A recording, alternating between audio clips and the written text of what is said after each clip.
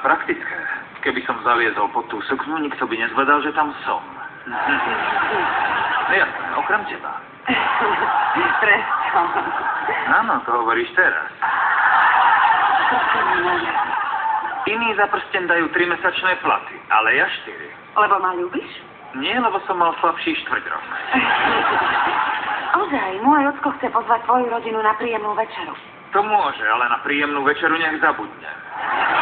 Naše rodiny sa predsa raz musia zoznámiť. Ale čo keby sme počkali na nejakú radostnú udalosť? Veď to je aj svadba, nie? Skôr mi napadá pohreb mojej matky. Bude tam hudba, tanec a v rakve moja mama. To je morbídne. Čo povieš na tú tortu? Je dobrá, ale tie postavičky nevesty a ženícha mi naháňajú hrôzu. To je tradícia. Je to naša svadba, všetko záleží na nás. A namiesto torty môžeme mať koláč. Svadobný koláč.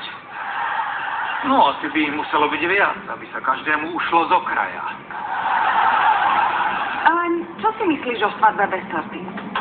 A kam dáte figurky nevesty a ženícha? Jedno miesto mi napadá. Charlie, urob svadbu, aká má byť. Ďakujem. Za málo. Ozaj, našiel som náš starý svadobný šanón. Viete, čo v ňom bolo? Potvrdenie o tvojej mužnosti. Chcel som povedať, že v šanóne je všetko, čo potrebujete na ten veľký deň.